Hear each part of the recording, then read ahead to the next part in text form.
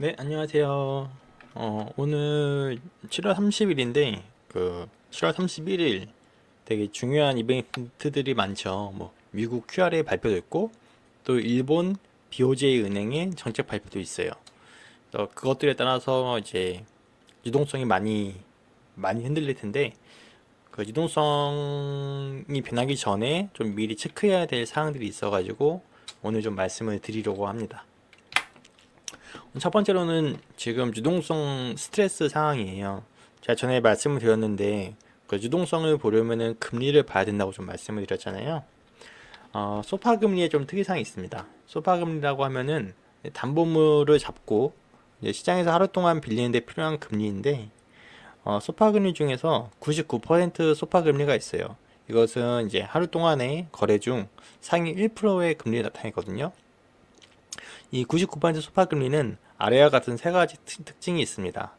어, 전반적으로는 이제 시장의 변동성을 더 잘 반영하는데, 자, 시장의 스트레스 상황에서는 첫 번째, 유동성 부족을 잘 나타내요. 왜냐하면은 이제 유동성이 부족하면은 사람들이 다 돈을 땡겨오려고 하겠죠. 그러니까 대출을 받기 위한 경쟁이 치열해지면서 소파 금리가 급격히 상승합니다. 그래서 이 경우 99% 소파 금리가 상승할 수가 있어요. 두 번째로는 신용 위험 증가. 그러니까 시장의 불확실성이 커지면은 대출자들은 더 높은 신용 위험을 감수해야 되고 그것은 즉 대출 금리의 상승으로 이어집니다. 세 번째, 시장 변동성. 금융시장의 변동성이 커질 때 금리도 더 큰 폭으로 변동할 수 있죠. 이제 99% 소파 금리가 이러한 변동성을 더 잘 포착하고 시장의 스트레스 상황을 더 잘 보여준다고 해요. 즉 일반 소파보다 시장의 극단적인 상황을 더 잘 반영하며 시장의 스트레스 수준을 잘 나타냅니다. 이 표를 보시면은 보라 색깔 실선이 99% 소파 금리고 보라 색깔 점선이 75 소파 금리 그리고 초록 색깔이 그냥 일반 소파 금리예요. 이것이 높아진다는 뜻은 금융시장에서 유동성 스트레스가 발생한다는 뜻이겠죠. 24년 3월 24일부터 4월 14일 유동성 스트레스가 발생하면서 주가가 하락했던 적이 있어요. 그 이후에 좀 내려와서 이제 노멀리 진행하다가 5월 중순부터 6월 가장 상승했다가 다시 내려왔죠. 그러다가 6월 말부터 7월에 들어서면서부터는 소파 금리 99%와 75%가 상당히 레벨링이 아예 높아진 상황이 있습니다. 즉 이것이 의미하는 바는 시장이 지금 유동성 스트레스를 겪고 있다는 뜻이에요.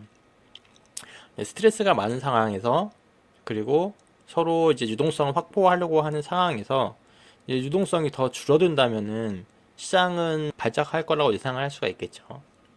7월 31일 BOJ 정책 발표와 또 QRA가 나오기 전에 이 현재 유동성 상황을 좀 보려고 소파금리 체크해봤고 지금 이 금리 바탕으로 봤을 때는 유동성 스트레스가 조금 있는 상황이다 라고 생각이 됩니다.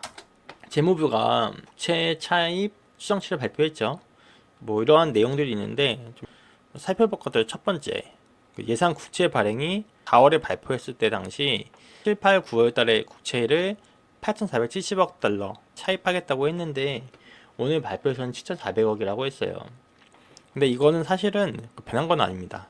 1,070억 차이는 사실은 QT 감축에 의한 것이에요. 그러니까 6월 달부터 QT가 월당 600억에서 250억을 배냈는데 즉 350억이 월별로 줄었죠. 3개월치로 하면은 1,050억. 즉 QT 감축분만큼 국채를 덜 발행하는 것뿐이지 4월에 냈던 계획과 많이 달라진 것은 아닙니다.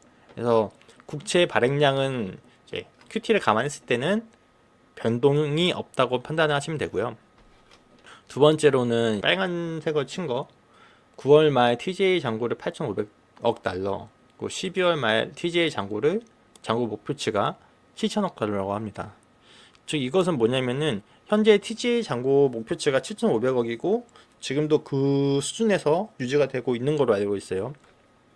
근데 9월 말까지 TJ 잔고를 늘리겠다고 하는 거는 9월 말까지 유동성을 흡수하겠다라는 것을 의미하고 그리고 그 이후에 10, 11, 12, 4분기에 TJ 잔고 줄이겠다. 즉 유동성을 풀겠다는 거예요. 역사적으로 6월에서 10월 그 사이에서 뒤로 갈수록 주가가 좋아야지만 재선에 성공할 확률이 높았거든요.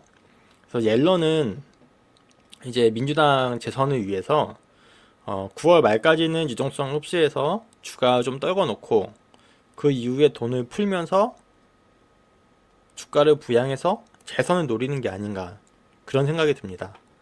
한 방에 1,500억 달러를 10월에 다 풀진 않겠지만 정말로 이제 재선의 목표가 있고 이거를 위해서 유동성을 컨트롤하는 것이라면은 10월에 상당히 많은 돈을 풀면서 주가를 부양할 수 있을 거라 생각을 해요.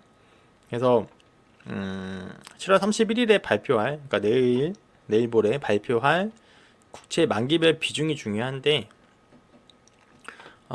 단기채는 유동성 공급 측면이에요.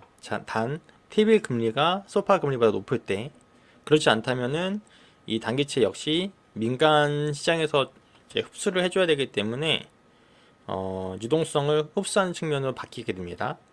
두 번째, 장기채는 유동성 흡수 측면이에요. 그래서 이 둘의 비중을 보고 이게 채권 발행이 유동성을 공급할 건지 흡수할 건지 판단을 해야 되지만, 기본적으로 이 TJ의 목표치를 봤을 때는 9월 말까지는 좀 유동성 흡수하겠다. 그리고 4분기에 많이 풀겠다. 이렇게 좀 생각이 됩니다.